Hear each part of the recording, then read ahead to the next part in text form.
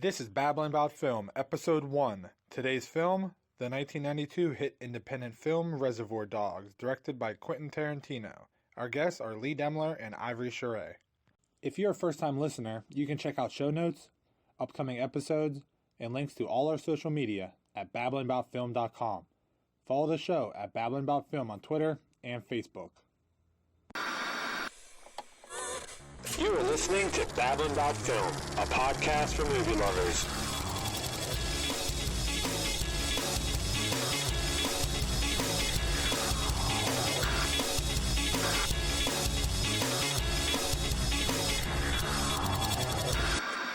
Hello, and welcome to our first episode of Babblin Bout Film. I'm your host, Bob Demmler, and I'm joined this week by fellow movie buff, brother, and aspiring filmmaker, Lee Demmler. Also joining us is TV show enthusiast, mother of two, and my better half, Ivory Scire. All right, so we're going to break down Reservoir Dogs. So it's a film that was directed by Quentin Tarantino in 1992. It came out. It's crazy to think I was barely born when it came out. Jeez. Yeah. I thought it was pretty cool to note that it got a 90% on Rotten Tomatoes. Yeah, I just seen it this morning. Yeah, and the audience rating is a 94, which I thought was pretty crazy. Yeah, that is pretty positive. Was it that much, like, the whole entire time, or did it just get its, like, popularity because it's, like, kind of like a cult film now? I'm sure it's changed over time, like, as people have, added reviews to the website and stuff. Yeah. But the more popular Quentin Tarantino gets, the more people are going to go back to watch his old stuff. Right. Yeah. I thought it was kind of funny, like, as I was doing, like, some research of the movie, like, online, there's a lot of people who, like, claim that he's, like, stolen ideas, like, as his career has progressed. Yeah. He's actually stolen, more and more. Yeah, like, in the beginning, he was, like, very, like... It was vague a little bit, and there was more homages and stuff like that, whereas now he's, like, just... Yeah. Like, yeah, everyone says the Hateful Eight was, like, a direct, steal from Seven Samurai and stuff like that, but obviously with a different, format, with it being the West instead of, samurais. Another little fact is that Empire, the magazine, it actually said that it's the greatest independent film ever made. That's what they said. Yeah. I mean, it is amazing how it's like one of the only heist films that you don't really see a lot of the actual heist. You see them running from cops a few times, but the only movie that takes place like in a totally different aspect of heists.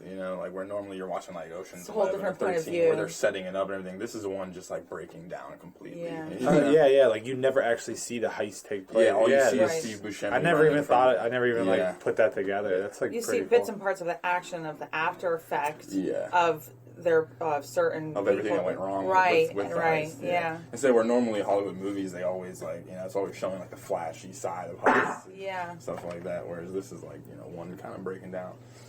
Yeah, that's interesting. Well, this is definitely one of my favorite movies. One of those movies that you can just watch over and over and still pick out things that you didn't notice before, or Yeah, it's funny too. Like when you actually take the time to sit there and analyze a movie and like try to pull things out of it. How much like I've seen this movie so many times, but for some reason like I still found information that I didn't even know happened.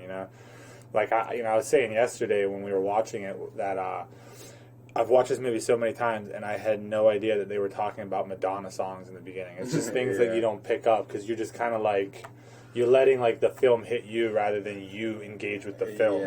I also noticed yesterday, like, why are they all colors except for Mr. Blonde? Blonde is like a shade of hair color. That's a good point. But it's not really like a primary color. So, but he's like such a poignant like character in the story. He's the maniac, psycho, crazy one when they're all supposed to be professional. Like, and he did just come out of jail, so he might be a little off or different because he just spent 4 years in jail. So like I picked that out watching it again yesterday. I never really realized that. You got white, orange, pink, brown, blue. and then it blonde. could be Mr. Yellow. And that's what he said. That when then they had the argument, I don't get that. What is that supposed to mean? When he had the argument about their colors, he's like, I don't want to be Mr. Pink. He's like, you're Mr. Pink, and then he's like, you could be Mr. Yellow. Be happy you're not Mr. Yeah, Yellow. be happy you're not. What does that even mean? What is that supposed to mean? I mean, I guess it may. I guess there's something wrong with Yellow. Yeah, I want to know what that means. Yeah. Another point you're making is like how in Quentin Tarantino movies, there's like almost this subtle humor that like as you watch it more and more, you start picking it up, and it's like the first time you hear it, it's like not even funny, but then it gets funnier and funnier. Like in the one scene, whenever Mr. Blonde's on top of the vehicle, and they were asking something like, I forget what it was that was said. He was on top of the hearse, and they were talking to him. If they hadn't have done what I told them not to do, Yeah, they'd still be alive. And he's like, oh. Then are they talking about the conversation where he's like, the cops could have him, or they won't, or he could be dead, or he could be alive. And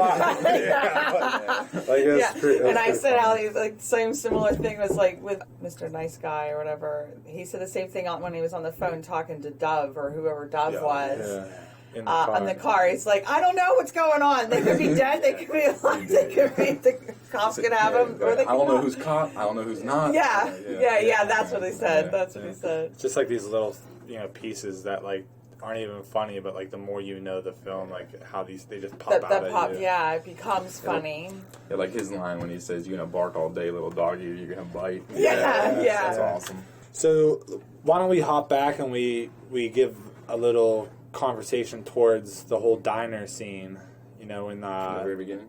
Yeah, when Mr. Brown, Quentin Tarantino's character, he's giving his little monologue about like a virgin and like the meaning behind it, and because you have a little background information on that. That makes a lot of sense. Yeah, I mean, he breaks it down like that. His version. Yeah, his idea of what the song means definitely. That's something I could believe. I'm a conspiracy theorist. I'll believe anything. Right. But actually, Madonna supposedly sent him a record. And on the front of it, she signed it and everything, and wrote a note to him saying that it's not about that. It's not about that, Quentin. It's about love.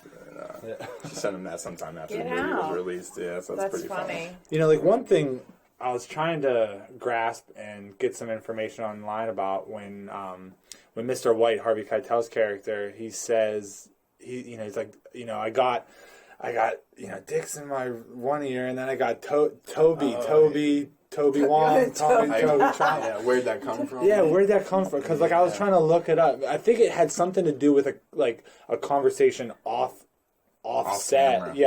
Off because Joe and him had something about a book. They were talking about address something. book or and so I was like, where did this Toby come from? There's like a lot in this movie where they ask.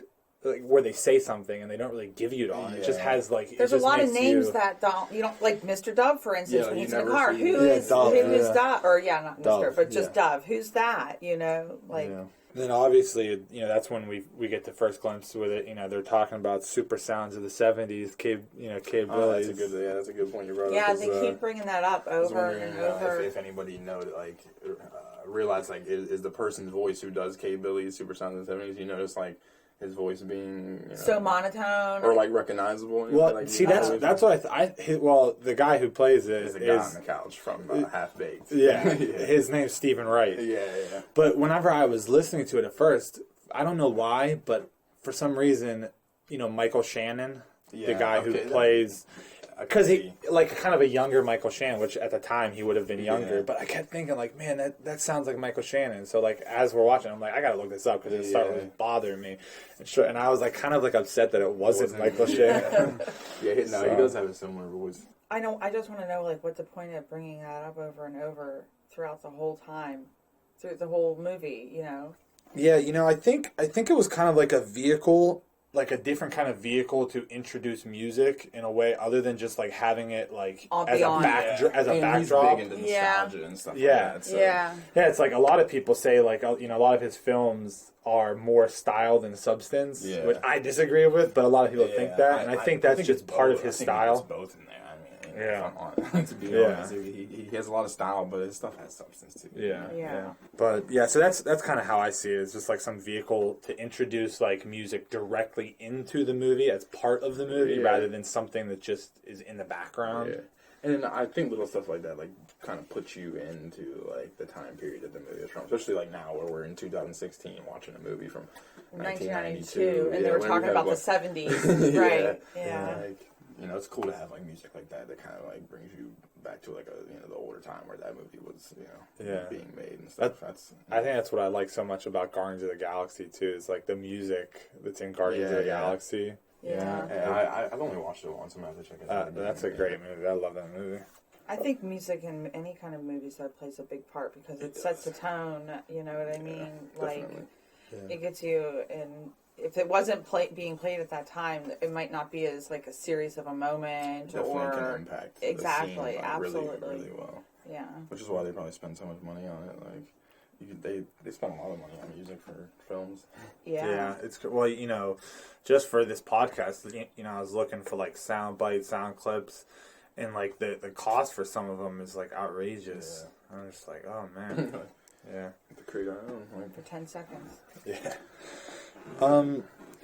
Something else I noticed, with films is, they have like a really, it's a really good way to like bring you back to like an era, especially in the diner scene when they were talking about like the whole tipping thing. Yeah. They're talking about, like 12%, like, and now we're at like 20%. Right. Like the change in like just showing like the change in like, and like eras. And also like they kept using the N-word so frequently and easily, like it is. But like, if you're talking about time back, like they're talking about going back to the 70s, like what era, what time is that exactly? The 80s? Then are they in? Like what time frame are they really taking place then? Yeah. Some of their clothes, 90s, definitely. Right around, I think. And that word being like frequently used, that was okay then. Yeah. I mean, even now he's been criticized like crazy for using it, and Django Unchained. Yeah, all of his every other movie that he's made. But I think that was appropriate for that movie. And the people in his movies who are saying it are people who use it in real life, and I do believe like the type of people like gangsters and stuff like that. Yeah, he's making gangster violent movies. He's trying to be as accurate. Those people are use profanity, obviously. Yeah, and stuff like that. It's gonna happen. So moving on to when they show up in the what we're told is a warehouse, but we obviously with all this stuff, like we realize it's actually a mortuary. Yeah, which there's embalming fluid tubes in the back room where they actually coffins, hearse in there. Yeah, it's funny. Like I wonder, like what like the amount of people who have seen this movie like put that together, see these things. Because like I said, I've seen this movie so many times. Look past the fact that there's a coffin. I just saw Bob. Yeah, there's a coffin. That's what I. And he's sitting on a hearse. Yeah, I didn't realize any of that. You're watching the person at the time, not the background pieces. So whenever they get there, Mr. White, Mr. Orange, he's trying to console him like on the ground there. I was finding some information online that I guess it was so hot during the scenes that they were filming that, like, the pool of blood he's laying in. They were saying that he was actually it was so hot that like he was being glued to the ground. Yeah. The blood was like it was so hot in there. Yeah. Like he was actually being glued to the ground. That's pretty nasty. They said that they had a room above that mortuary that was used for his apartment. It was used for Mr. Orange's apartment. Yeah, I heard that too. That was pretty cool. Like they found one location to use like 2 of the 4 locations out of the entire movie were in one place. So that's cool. Yeah, so that's that scene whenever he's talking to himself in the mirror. Yeah, trying to pump himself up. Like they don't know anything. Yeah. They don't know anything, and you're cool as hell. Whenever Mr. Pink got there, Steve Buscemi's character, and they leave Mr. Orange in the room, and they walk back to like some other room, and they're having like a little conversation, washing their hands off, and his hair. Mr. Mr. White, I guess, asks Mr. Pink if he wants a cigarette, and he's like, I don't smoke, and he lights up Mr. Pink's cigarette for him, and he goes to light his own, and he doesn't. He didn't. And then a little, and then Yeah, he it does. is He a doesn't little, light it at and all. then a little wee bit later, he ends up getting a cigarette and then lighting that one. That's a little continuity problem. Yeah. So as we progress through that scene, whenever Mr. Pink and Mr. White are talking about, what happened to Mr. Orange, and that There's a rat being set up. yeah, the whole rat thing, and Mr. White is talking about how it's his fault that Mr. Orange got shot, and the camera view, it's like Mr. White is dead center, and it just, as Mr. Pink is talking, Mr. White's just standing there, and it starts zooming in. You can see the sweat and everything. I thought it really showed a lot about how there's all this weight on him, on Mr. White. And what probably led to him being a little bit too friendly with the guy. Yeah, not realizing. Yeah, and that's probably why he also started to open up to him a little bit, because he felt guilty, giving him his name, where he lived, and feeling a little bit more comfortable with him, and then that happening, he probably felt a little bit closer to him than any of the other guys, just because. All right, so then we get to a time shift moment where we jump and we kind of see the backstory of Mr. White a little bit, and some of the stuff that's happening in that scene. Mr. White is talking to Joe about the upcoming job and stuff like that, and there's so many names that are just brought up that we don't know anything about, which I guess it happens in all movies. Like Frank McGarr is one, Marcellus Sparvey, something. I guess that was his something about his dealer or something like that at the time, something like that. Well, you see a little connection between them two. They clearly have had a past. You know what I mean? You notice that there in his little cut scene that Joe and Mr. White, Harvey Keitel, have been friends for a long time. Yeah, they've been doing this for a while. They had known each other. He also is depending on Mr. Blue's age, probably the older of the guys in the crew. The oldest. Yeah. So he probably knows Joe the longest. Yeah, it does seem like that. It seems like Mr. White knows Joe rather well, but the whole family dynamic with Mr. Blonde and Joe and Eddie, it seems like they are a tighter niche. And maybe it's because of how we find out later that Mr. Blonde did time for a job and never snitched. Yeah. But there's even a somewhat of a connection between Eddie and Mr. White, though, you can tell, because whenever Eddie gets to the warehouse, the way they talk, their dynamic is different than him talking to. Yeah, he even tries to, when there's the whole shootout, thing, they even try to talk to each other. And he's like, we've done so many jobs together. We've done this. Yeah. Let's put our guns down and have a conversation about this and stuff. So I can see that too. I was thinking too a lot about who doesn't like Steve Buscemi, but it's hard not to. Yeah, but there's something about him in roles like this that you really miss that. Because I guess he kind of went. I guess it's he became friends with. Adam Sandler, things like that. He kind of skewed towards more the comedy, but he's so good in roles like this, and we kind of missed out on a lot of that. Yeah, him in Fargo and stuff. It's a very similar character. Yeah, right.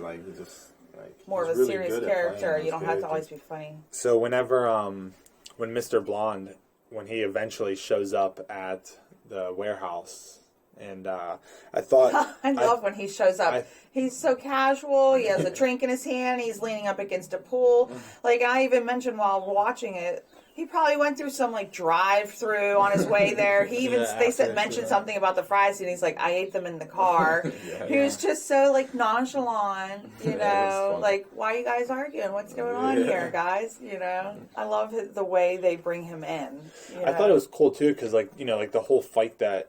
Ensued between Mr. Pink and Mr. White, and Mr. Pink's on the floor, and Mr. White standing over him. Shot. It actually zooms out, and you see him standing against the pole, watching with his drink. So right? That's how you notice he's there. And it also kind of shows the cool and calmness that he has, which is totally because he's supposed to be the violent one. He's supposed to be the psychotic one. Stuff, but at the same time, it's kind of it's showing the different sides. You can be this crazy madman, and be like out of control, but you can Dr. also be a Jekyll. crazy madman and be cool as a cucumber. calm, You know, Dr. like- Jekyll and Mr. Hyde kind of thing, you know. That's what most psychos are like, bipolar. They, you know, they have a switch. On 1 second they're crazy, and the next second they're calm, you know. You know, you made a point too that whenever Mr. Blonde came in, you know, Mr. Pink was talking to Mr. White and Mr. Blonde, talking about, you know, Mr. Blonde's the only one that he trusts.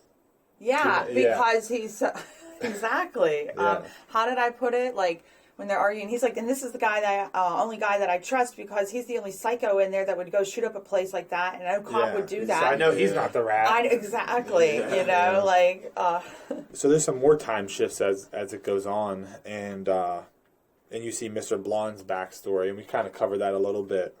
But during that time shift, you see Joe talking on the phone, and then he hangs up, and Mr. Blonde comes in, and that's when you kind of really get the whole, you know, backstory of how, you know, Mr. Blonde did time, and he's, you know, I thought it was kind of clever how, like, they want to make good on their promise. They're, like, giving him some dock job where he doesn't even have to go in. Right. He sent him stuff to whenever he was in jail, and he kept saying, like, I wish I could do more. I wish I could have sent more. On like a cinematography standpoint, and maybe just like a, you know, set design thing, she was making a point yesterday about how the horns.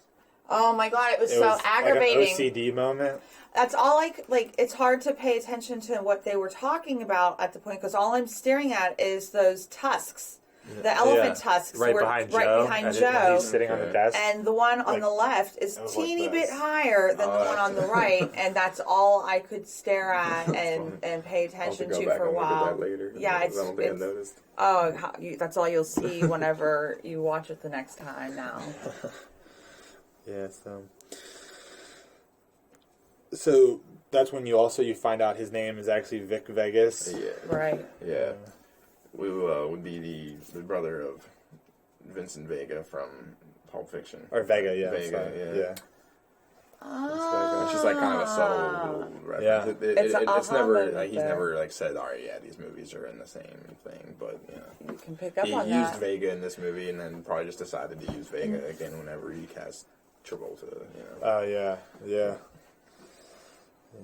That's always cool. Because there was actually supposed to be a movie with them too, but obviously they got older, and as they got older, they started not looking so great. I mean, if you look at Michael Madsen now, he's pretty bad looking compared to what you know. He was a pretty handsome looking guy when he was younger. And now, like, you couldn't do a movie with him and John Travolta as like the younger Vega brothers, which is what Tarantino wanted to do. Or look at Travolta himself. My God, he's gained. The Scientology is creeping in. His head just got larger. So, you know, again in that scene, we hear some more names. You know, Scagnetti. Like, where does he come up with? Where does he come up with all these names? Like, it's just like he rattles them off. I think like maybe he met somebody in his life. Maybe. Like, there's some crazy names in here. Sparvy, Marcellus Sparvy, Scagnetti, like Scagnetti. Yeah, that sounds familiar other than Reservoir Dogs. Okay, moving on to back to the warehouse. You know, Eddie finally shows up, and they're asking, what's Joe have to say? Whatever. I didn't talk to Joe. Oh, Scagnetti is from Natural Born Killers. Oh yeah, he's Mr. Blonde's parole officer in this one. Yeah. So but yeah, so whenever Eddie comes to the mortuary warehouse, they're talking to him, and some more, humor interjected. He's like, what are you gonna have Joe do or whatever, or, who's Joe gonna call, or who are you gonna have Joe call? And he's like, fucking snake charmer. What do you think? A doctor. I love it.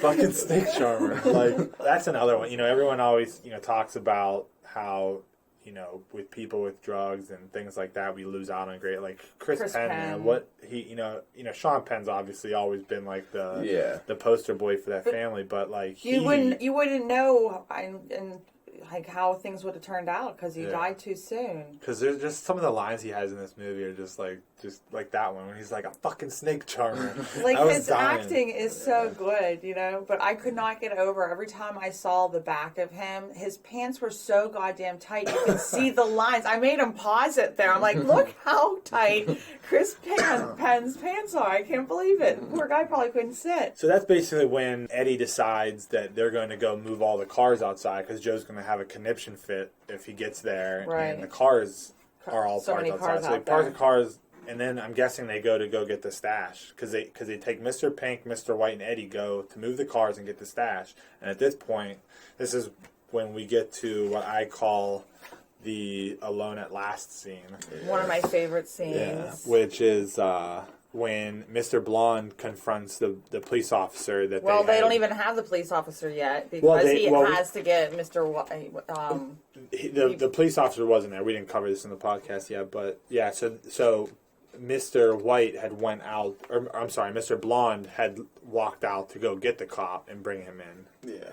Well, they They follow him, yeah, because he's like, I got something to show you. Come on out here. And so he shows Mr. Pink and Mr. White. Like that shot, that trunk.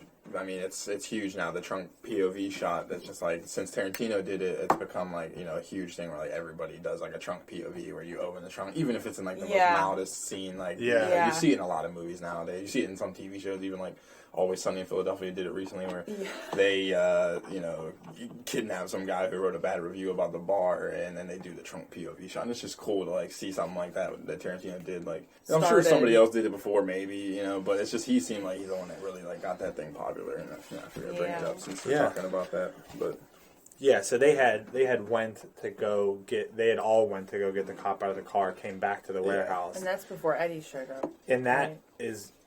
That was before Eddie. You're right. Yeah. So then Eddie shows up, and that's when that ensues. And then Eddie takes him out. He complains about them even taking him out of the trunk. It's like he should have left him in the trunk. Yeah. And they were just trying to get information on who the rat was. And he said something else funny. He's like, he could have told you he started the goddamn Chicago fire, but don't make torturing him ain't gonna get you a dime. I was trying to look that up because you know how like.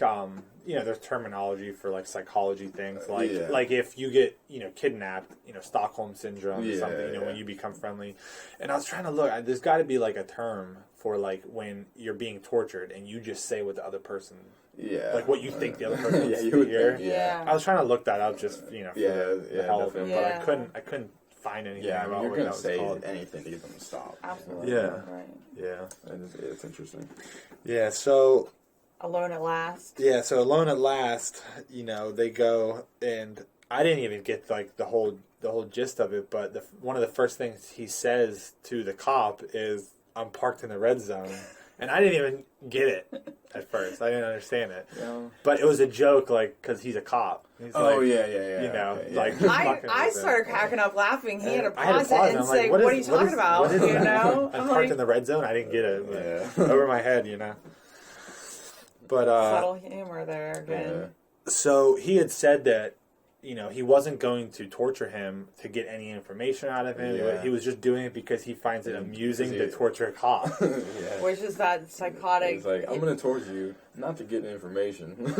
Well, maybe that's also because of remember, he was just in jail for 4 years. What has changed? Yeah, because you know what? we had talked about that last night, is like, whenever he was talking with Joe and Eddie in that time shift scene back, showing his backstory, it kind of seemed like they liked him so much, like he was like a great person, like with the family, and then it kind of seems like, oh, now he's just like he's fucked up in the head, and like, but like I said, in like a cool, calm, and collected kind of manner, like, so what has prison, 4 years being in prison, and they even mentioned like being in prison, getting fucked in the ass and stuff like that, like like what has that done to him? And because Mr. White was even saying like, I'm pissed at Joe for hiring this madman. Like maybe he wasn't a madman before. Maybe that 4 years in they prison didn't expect turned him to turn into the psycho.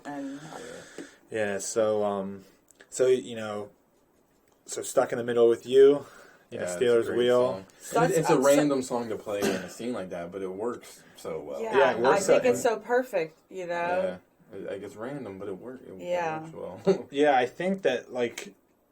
And I love how they just introduce it, too. They tell you that it's like, as soon as he turns on the radio, it's the same guy voice, that very monotone. Oh, yeah. It's repeating the same thing, you know, and then, you know, introduces... Bringing it back to Cave Village, yeah, that's crazy. That's funny. Now all I see is the guy from Half Baked on the couch. Yeah, I was like, I was thinking, I'm like, why does his voice sound so familiar? I didn't know if I'm as a comedian or anything, beforehand. But. So I thought it was kind of clever, like as the music's playing and he's like doing his little dance, and like there's some kind of what I would say POV shots of like the camera kind of turning in the way he was dancing.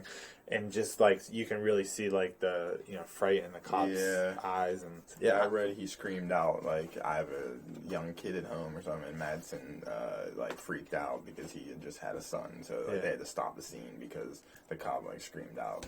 I read that. There was some improv, and then the whole him talking into the ear. How he goes and he's like, hey, that was actually improv too. Yeah, that's was awesome. It? Yeah, it's funny. So. It was subtle. Yeah, talking to the ear. So, what do you make of how during the ear cutting, how they pan away? I see think like that's the doorway. Like, do you think it's just because like they couldn't show it also, at the time, and he didn't cut like at some point? Yeah, because like with the way the scene happened, like they put obviously prosthetics over his real ear to right. make it look like it was cut off. So like that time, like he almost went with like too long of a shot right there, like you were saying when he panned over. But then it cut. Like if you know, like you're watching, it cut so that because they had to have time to put the prosthetics on and everything like that. Like so that scene was shot in different. Maybe it's they didn't actually show. They didn't actually show the ear. Like and it's just the hours that it would take to put those prosthetics on. Yeah.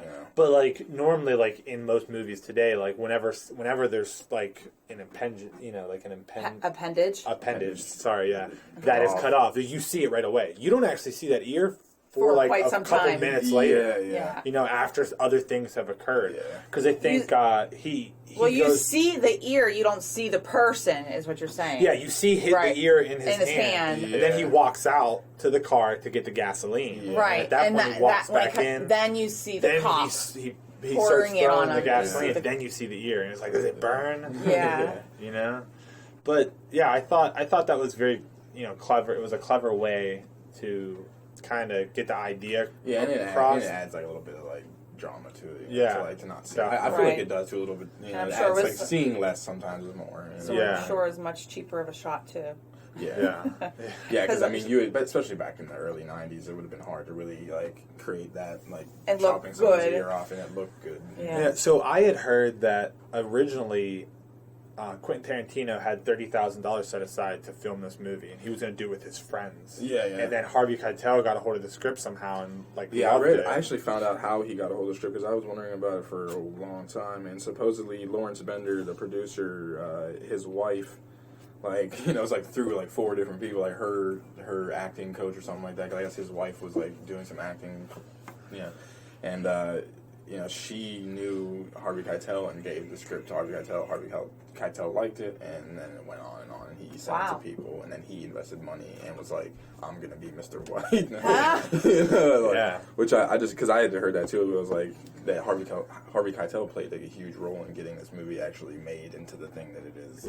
It went from a $30,000 budget to a 1.5. It very well could have been something that we barely seen. Like I think it might be 1.2 million budget, but it made 2.8 million in the box office.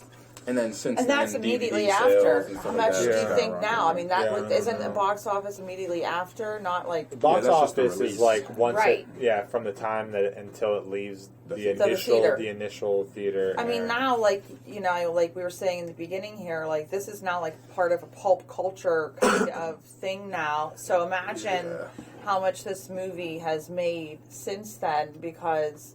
You like Quentin Tarantino, you have seen this movie, I wonder during the 10-year anniversary, did it get re-released in theaters? I'm not sure. I'm not sure if it did or not. Actually, speaking of early releases of the film, supposedly Wes Craven was at like one of the releases. Did you read that? That is crazy. Yeah. Like supposedly Wes Craven left the early release. He goes out into the hallway of the theater. and a young man asks him, why he left the theater, and he says because he was too freaked out. And the young man asked him, he said, "Holy shit, I just made Wes Craven leave the theater," and it was Quentin Tarantino talking to Wes Craven outside. So yeah, Wes Craven left because of the torture scene. Yeah, he doesn't like. He's like, I like to scare people, but I don't like gore. I don't like torturing of humans. Torture. How ironic. Yeah, meanwhile he's like... meanwhile he's a horror. Right, yeah, I mean, did he not watch his own movies? I can see why Tarantino would be like, so, Meanwhile, I don't truthfully... That'd be pretty awesome to, know that you scared the shit out of me. Yeah, that is pretty much a pat on the back there. But I don't think it was all that gory. I mean, I don't know if maybe I've been, it's like calloused because of watching so much, because now it's 2016, and I am an adult now compared to being much younger when that came out, but I still don't feel that it was that gory. It really wasn't that bad, but yeah, I mean, it looked gross, I'm not gonna lie.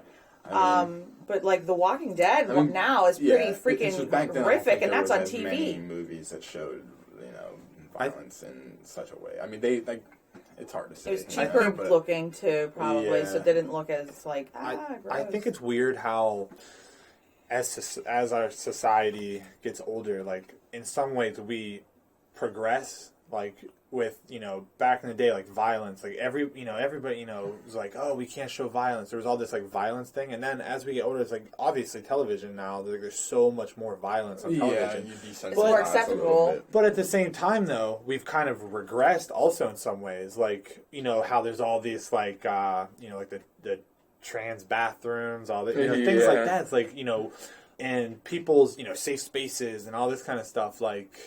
There's just a lot of hypocrisy a little bit going on. It's we're not same with even just if you take it down just to swearing. If you just take it down I'm not allowed to say the F word, but The Walking Dead's a lot of chop Glenn's head off basically, or to bash his head in. His eyeballs ought to pop off, but I'm not allowed to hear an F word on a show that if you're a good parent, your kid wouldn't really. And there's also a lot of to be honest, nudity. A 8-year-old probably shouldn't watch a TV mature show. Not that I'm saying that anybody shouldn't let them do it, but it's we're not I shouldn't. We should be able to hear things on TV that they don't allow us to hear. Negan's entrance was colder on Blu-ray, because there's uncensored versions of Negan's entrance. It's that's something they kind of took away from us. I feel a little bit, being on TV. It's they censor it more because some of it was a little corny, But back to Reservoir Dogs. Yeah.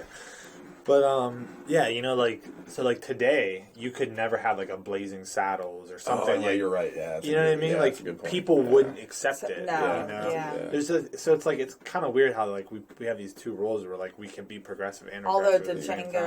Django, excuse me. Yeah, I'm really surprised that got that as fair of a reception as because that's because that is pretty offensive. I feel for today's I'm surprised society. Leonardo DiCaprio agreed to do it. He was awesome in it. Yeah, too. he was. It's just crazy that he All right, so moving on. So obviously after he cuts the ear off and stuff like that, there's another time shift, and we see Mr. Orange's backstory. Right.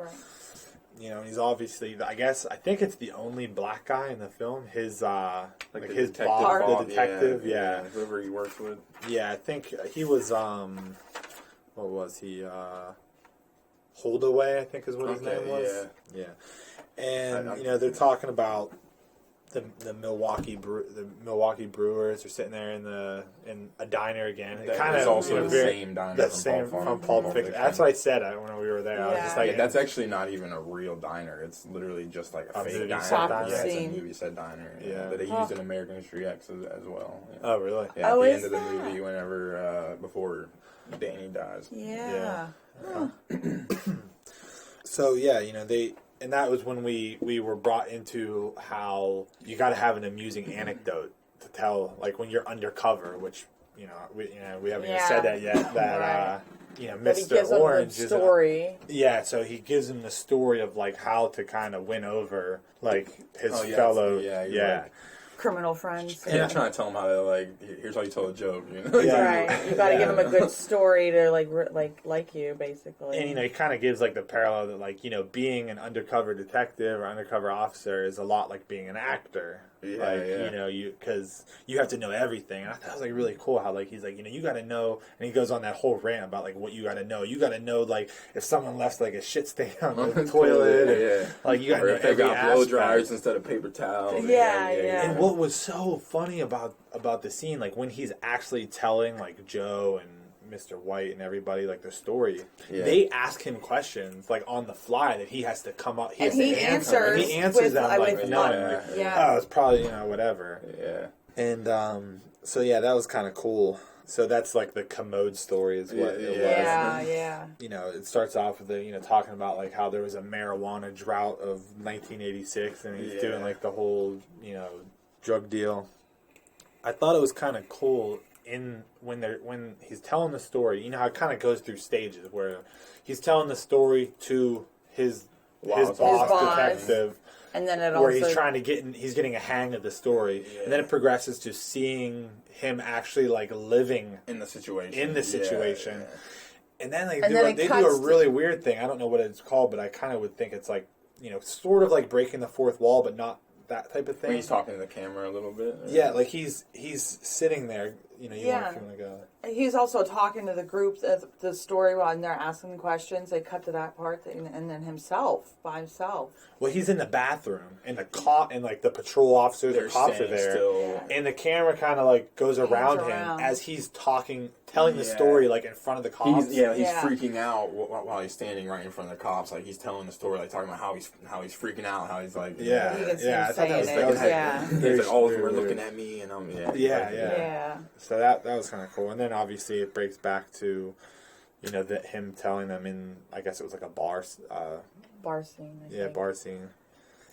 Another thing I thought was cool, whenever he walked up to dry his hands off, and as soon as he hit the button, all the cops were like staring at him.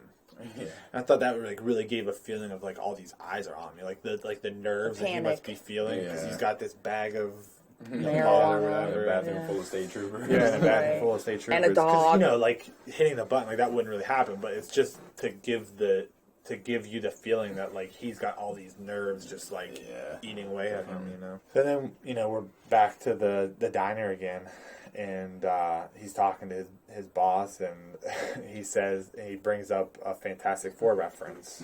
Yeah, it's like he looks just like the Thing, Joe Cabot, looks just like the Thing. And then there's some other, like superhero references too. Like in his apartment, there's like a Silver Surfer poster. Yeah, I'm sure Tarantino probably put those there on purpose. I didn't pick up on the Silver Surfer. There was like, and then like a Kamikaze Cowboy, which is like a random comic that I'm sure Tarantino probably liked when he was younger, that nobody else knows about. Yeah. So there was also in the apartment. There's that song that plays, which is totally different than all the other music. No, that one's later. So it's "Fool for Love" by Sandy Rogers, I think it was. Yeah. It's just like it's totally a different. It's like more like almost like a country feel, like which is totally different than the '70s vibe, right? And I don't know, maybe is that because it did come out in a similar time. I'm sure. Yeah, I'm sure it is a time, but it's just a different like feel of the music. whole music in the movie is that radio station, and it's that '70s like feel, like and then all of a sudden in an apartment like it's a totally different song, totally different kind of genre. Do you know who sings it? Sandy Rogers. Yeah, we looked it up. For Love, yeah. We looked it up. It's on the soundtrack, and it was in some other things too. But what I thought was kind of unique about it was that this one song, like all the other songs have this 70s feel. This is like obviously this country thing, and what was different about it is like this song was playing in a time where it wasn't Mr. Orange, it was Freddie. Like it was actually him, not who he's trying to pretend to be. So it's almost kind of showing like that this is the different person, That I don't know if that's the exact same scene I'm thinking of, but like just noticing like in some of his movies, it seems like a lot of the music always comes from the movie. It's not like added music. It's stuff that's happening in the scene. Yeah, like he turned off the music when he was leaving the apartment. I Yeah. don't know if that was the song that was playing. Yes, the song? it is. He turns it off. Yeah. Yeah, And he grabs the ring. He grabs his ring out of the thing. Pours the the change pennies. out and grabs the ring. And that's when he has like the scene where he talks to himself in the mirror. Right. You know. And then right after that, when he leaves, is when he gets into the car with the guys, and that's when you hear the ooka chaka, ooka chaka, which is, you know, brings me back to Guardians of the Galaxy, because that's like my favorite thing. And again, in that scene when they're in the car, more N-word. Dropping the N-bomb all the time. Yeah. And, you know, I guess that's when they're on their way to the meet where they're given the information about the job. And, you know, Joe's up. Is that where they're explaining, you're Mr. Pink, you're Mr. Yeah, and that's when the whole scene with Steve Buscemi. Buscemi freaks out about being Mr. Pink. And I think, you know what, that's kind of like, up until that point, that's the Steve Buscemi, like the gritty Steve Buscemi, and then now we see like the comedian Steve Buscemi, which, you know, I didn't really think about it till right now, but like that's, you know, so I guess he was always there. It's just, and I think to a degree, like, even though it's kind of like a dick thing for him not to tip, but I think in the beginning that whole tip scene to me is humorous. Like, even if it's like, you know, disrespectful to waitresses, but to me it's humorous. Like, to listen to him talking about it and explaining why he feels that way. Right. Yeah. And then explain, this is the only reason why I'm going to tip is because he paid for my breakfast. Well, since you paid for my breakfast, Joe, I'll tip $1. But normally I would never do that. Exactly. That scene's so funny. There was some other point that you were making about like how the crowd control. They was talking to the cop. You know, they're in the car. Mr. White's talking to Mr. Orange, and he's talking about what to do to get, like, when you're in there, to get like the people under control. Oh, you know, you're like, and if he doesn't do this, just cut his finger off, the little one. Oh, yeah. Meanwhile, he's like, this criminal is talking about explaining how to act in a criminal situation to a cop. That's what. like, you know, which is kind of. He's like giving him all the details of how to be a criminal, basically. You know, not knowing. Yeah, and then if there's a black woman there that's trying to give you some lip, you know, look at her like you're about to bash her in the skull with the gun, and watch her like, you know, watch her get in line. Yeah, watch her get in line. Yeah, and everyone else follow. Yeah, that's, you can see there too, like the closeness between the two. You know what I mean? Yeah. Like no one else decided to take them under their wing and explain. Yeah, it does. Yeah. You know, like there is sort of a connection. Maybe he sees them. You know, as like a son-like figure, or he likes him. He just likes him as a guy or something. I wish I could go back and see it, you know, without the knowledge of what, you know, who the cop is. And like the movie alone tells you who it is, but it's just like, to a degree, you kind of wish, like, man, like, would I have noticed, like, the little things like Harvey Keitel getting too close to him or something like that? Like, would you notice that, like, if you didn't know the whole time that he was a cop? Because we do from almost early in the movie. Yeah. We know that he's a cop. You know? Right. Yeah. But, like, it's just like, you know, you think like, you know, why is he getting so close to this guy? Like, normally in heist, like, you're just not going to do that. You know? Especially when there's something in place, like we're using, you know, aliases. Like, and Joe is very specific. Like, you're not telling anybody any information. And he still does. And then he flips out on Steve Buscemi for, you know, him complaining for telling him his name. He's like, he's dying here. What am I supposed to not tell him my name? He's like, what is telling him your name going to do about him dying? And you can tell Mr. Pink has like no connection to him at all. He's like, what do you care that he just got shot? You know what I mean? So did Mr. Blue and so did Mr. Brown. I don't know what the hell happened to him. What are you so worried about? It more for you, you know. But you can tell Mr. White has a connection somehow to Mr. Orange. Yeah. So we get back to the warehouse, and Joe finally shows up. You know, well, you know, we didn't even get to the point where, so after the cop gets the gasoline poured on him, Mr. Blonde's about to light him on fire, and Mr. Orange shoots the shit out of him. Right. You know? So Mr. Blonde's dead. How do you not talk about that? You know? That's huge. Like. Yeah, that was a pretty powerful scene, and that only fuels what happens when Joe gets there. Like, because Eddie gets pissed. Yeah.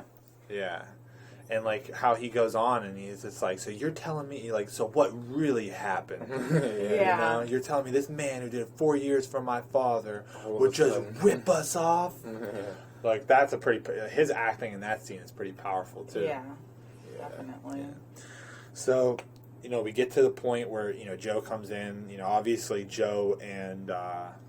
Nice Guy Eddie. And Nice Guy Eddie, they think that Mr. Orange is the rat, you know, and obviously Mr. White has become attached to Mr. Orange. And defends him. It's like, you got it wrong, Joe, you got it wrong. And obviously that you weren't there. That leads to a, you know, shootout. Yeah, and this is the issue that I have. We rewound this several times. So, you got Mr. White pointing a gun at Joe. You got Eddie pointing a gun at Mr. White. And they can't come to a resolution about, you know, Eddie, Nice Guy Eddie even says, like, let's have a conversation about this. We've done too much. Let's put this down. You know, let's talk about it. It doesn't go anywhere. It's like, you know, take that gun out. You know, stop pointing that gun at my father. And then White said, I think it was like kind of a cool line. He says, you know, Joe, if you shoot that man, you die next. I repeat, if you shoot that man, as we're watching it, he says it, and I was like, I repeat, you die next. I said it before he said it. Like, that's another, you know, time where it just shows how did he get so attached to him to the point where he's, you know, willing to shoot, which is his lifelong friend. It seems like at least. Yeah. You know? But the point you were getting at, why we rewound it so many times. Oh yeah. So, you know, they're all there. They got their guns drawn, and they just start firing. Yeah. Now, the first person who fires, I'm assuming, is Joe shooting Mr. Orange. Yeah. Assuming, but nobody knows. But Mr. White shoots Joe. Eddie shoots Mr. White. Who shoots Eddie? Yeah. How does Eddie die? How does Eddie get shot? I rewound this so many times. Like, how does he get shot? Now, Mr. Pink is hiding underneath of the little ramp that goes up to that, you know, with the diamonds. Over. Yes. The diamonds are still at the front door. Okay. At the door. Are they? Oh, okay. Yeah, they're in like a little black satchel. He went out to get them. And I didn't even think when we rewound it several times to count how many gunshots. There was enough shots. There was enough sounds. If you look at enough it. pow. Yeah. But who shot Eddie? Yeah, it's been a controversy for a long time. Yeah. I found an explanation from Chris Penn. Okay. Yeah. So he said that in 1996, which is not too far after the movie, that Mr. White was to shoot Joe, then shoot Eddie, then get squibbed. So there was a squib on Mr. White or on Eddie that went off, and so they all end up having to go. So they all went down because of squibs going off at wrong times and stuff like that. So they all fall, and Tarantino decided to keep it anyway. He was like, it'll be the biggest controversy of the film. He's like, let's just keep it. So yeah, basically like Mr. Eddie, or not Nice Guy Eddie, would have been alive, but the squib went off and they just all fell to the ground anyway.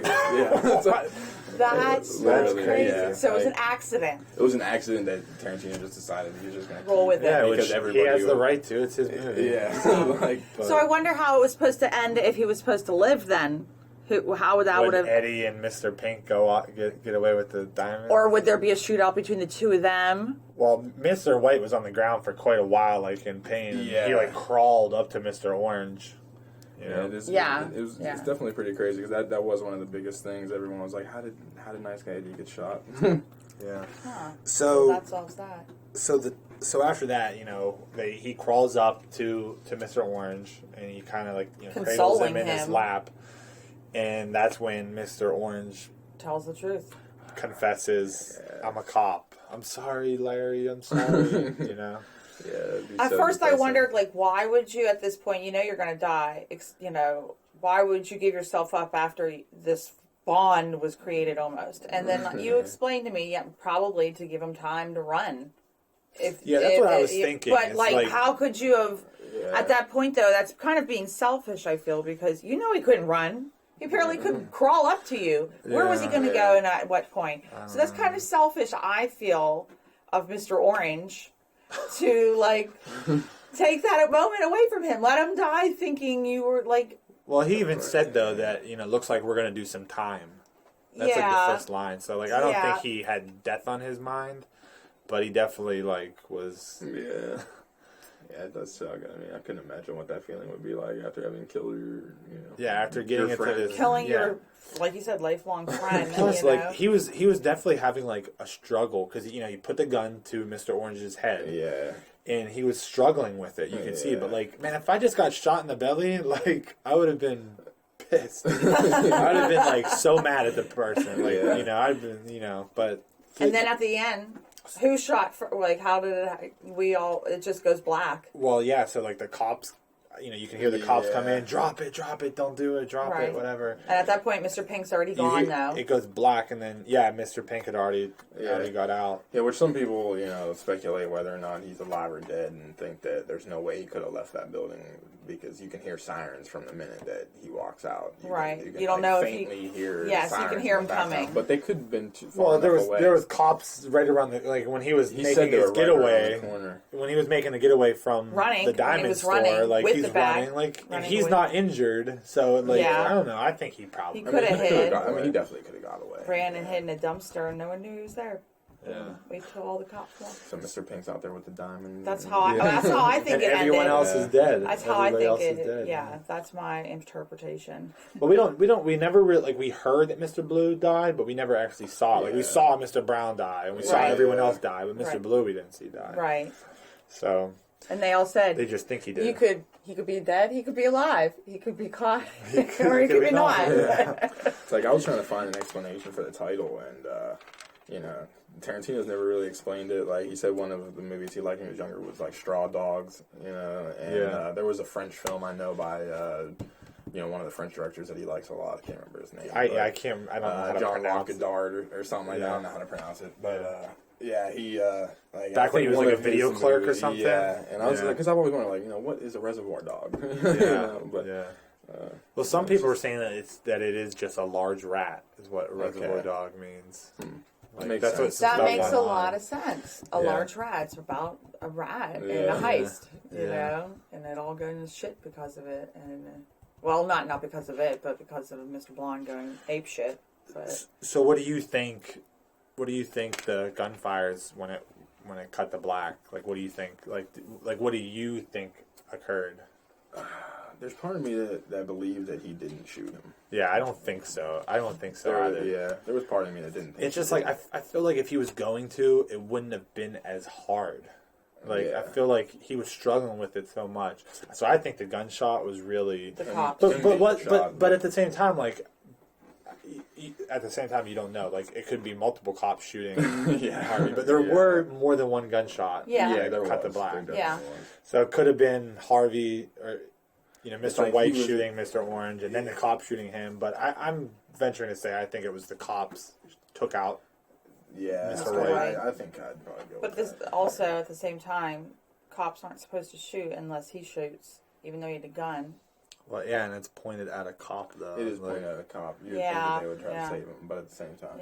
Yeah, and just because you're not supposed to... We've learned that in this day and age, I guess. But that's this day and age. That's not then. But, never know. Well, at the same time, a lot of people say that, like, this kind of stuff has been happening forever. It's just now there's a spotlight on it because we have cell phones, take videos. Yeah, everybody has news at their fingertips. Yeah. So, back to, since we've kind of covered, like, the movie, back to the whole Mr. Blonde thing, how it's a different color. I was reading some stuff about how it actually is like a take on The Good, the Bad, and the Ugly Blondie. Clint Eastwood's character is where that comes from, Mr. Blonde. Okay. Like, I don't know how much weight there is to it, but, I heard that. I can believe it, especially Tarantino. So, you guys have anything else to say about Reservoir Dogs? Any other titillating tidbits? Please watch it if you haven't. You're missing out. Yes, definitely watch it. I think pretty much said everything we... Thanks for listening. Yeah, so we're going to move over to a segment called Cue It Up, where we will talk about some movies that are on our ready-to-watch list. If there's anything that you can think of that, like, you know you want to watch pretty soon, anything like that. So there's a couple that I have, I'll talk about it. We can kind of have like a little conversation. So I guess it's coming out on video soon, or I'm not sure if it's out already, but Don't Breathe You know, it's the movie where they break into like a blind man's house. Yeah. And it's like it's not like too. It's just I think it'd be fun. It'd be like a fun movie. I wanted to see it because the guy who directed it made the remake of Evil Dead. Oh, really? Yeah, so that's one I haven't seen it yet, but I did want to check it out. I think the blind guy is also like the main colonel or whatever from Avatar. Yeah. And he was really good in Avatar. I like him. So so there's that. I got Hell or High Waters is another one that's on my list. I think that's probably higher on my list. And that's a Jeff Bridges movie.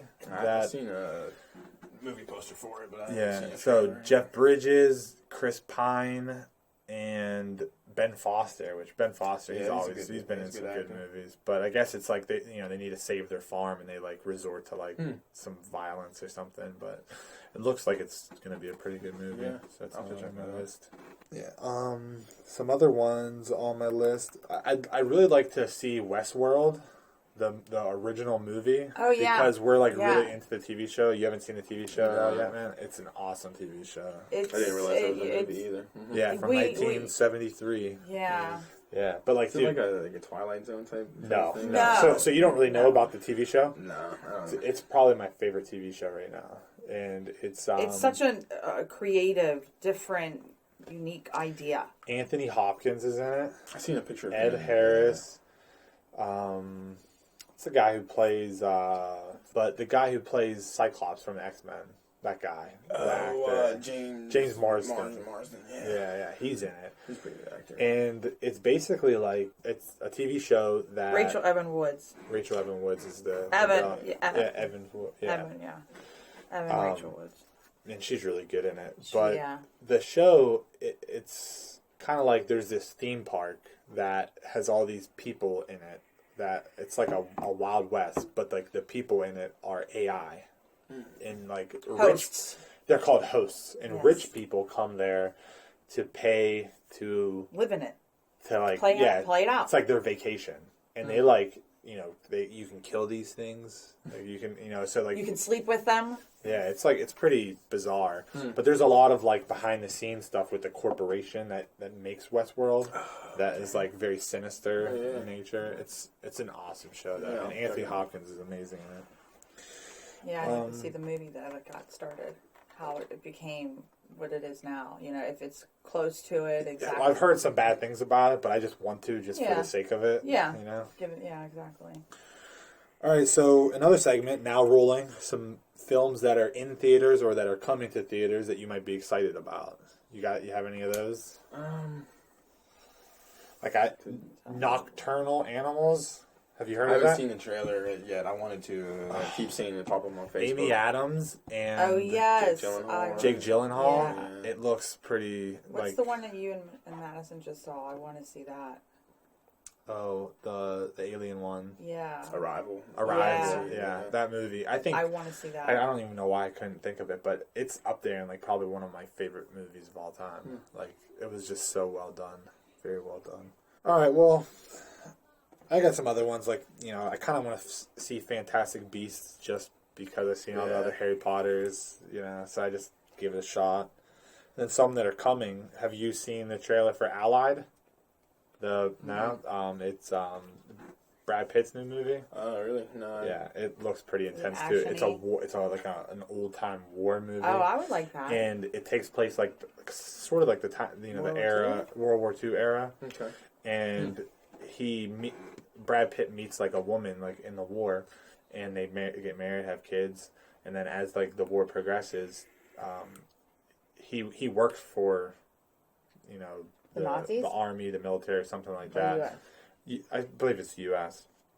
And find out that like his wife is actually a covert spy. Meanwhile, they've had children together. And they say like he has to take care of it. It's pretty intense, so you should really check it out. Allied is what it's called. Yeah, and it's just like it's very dark, it gets very dark, and it's like he obviously wants to try to prove her innocence, right? Yeah, but that sounds pretty crazy story. Yeah, it's pretty crazy. All right, so we'll move on to the last segment, which is a game that I've kind of got together here. And basically the way this, every episode will be a little different, but this one will just be, I'm going to read a single I think most of these are single sentence.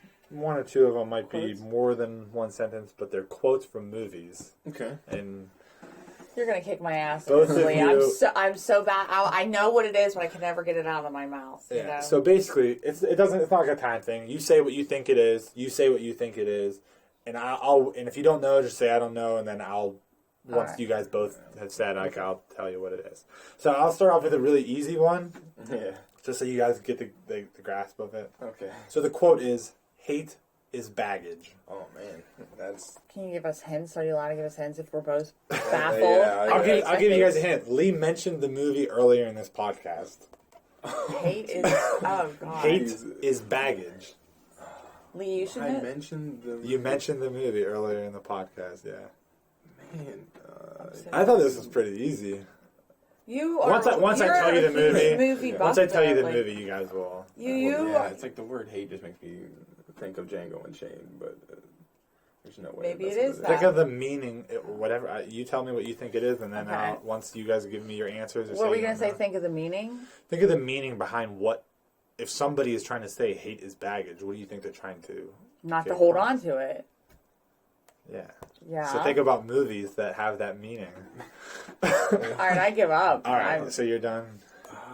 Yeah, dude. You done? Yeah. American History X. Oh, yeah. Hate is baggage. Yeah.